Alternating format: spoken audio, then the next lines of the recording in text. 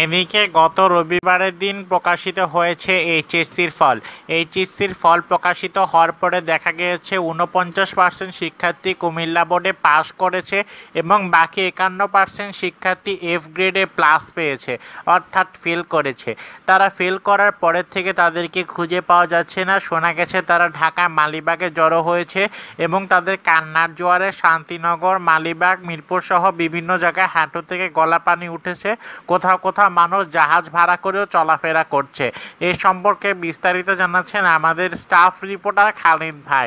খালিদ ভাই, আপনি কি শুনতে পাচ্ছেন?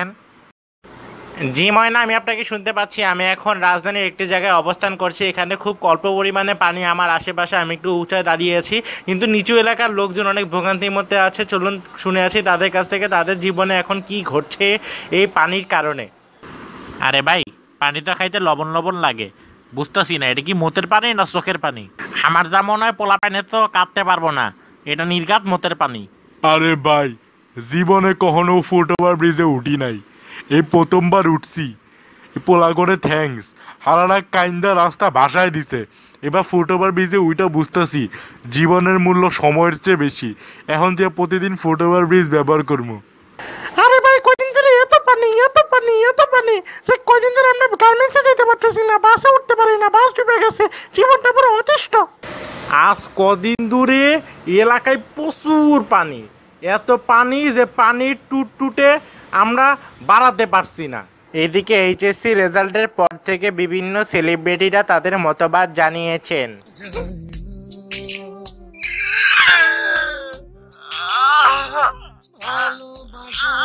এইচএসসির পোলা পাইন্ডি যে রেজাল্ট করছে ওইটা নিয়ে ওরা বাইচা আছে, এটা অনেক বড় ব্যাপার। আমি যদি হইতাম তাইলে বাইতুল মোকাররমের ফাঁসির দড়ির লগে নিজেই ফাঁসি লইতাম। তাও পোলা পাইন যেটি এফ গ্রেডে প্লাস পাইছে, অগজন্য আমার একটাই কথা, জীবনে কিছু না করবার পারো, ভালো মানুষ থাইকো আর একটু পড়াশোনা করো। এই পোলা পাইনগুলারা যদি কেউ উল্টা পাল্টা কথা কয় তাইলে কইলাম একেবারে ছান্ডে বান্ডে কলজ করে দিমো। আমারে কেউ চিনবার পারে নাই, আমি ডিপ জল।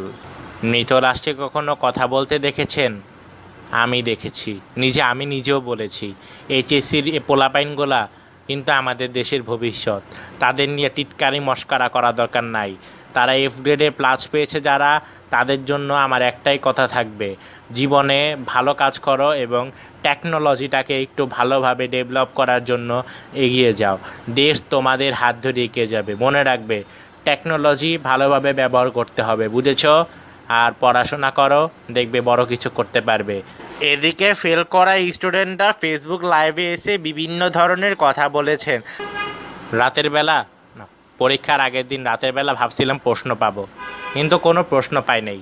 এই ভাইবা ফার্স্ট ইয়ার সেকেন্ড ইয়ারে কোনো পড়াশোনাই করি নাই। যাজ্ঞা, প্রশ্ন না পাইলেও অনেক ভালো পরীক্ষায় দিছিলাম, সোজা পরীক্ষায় দিছি।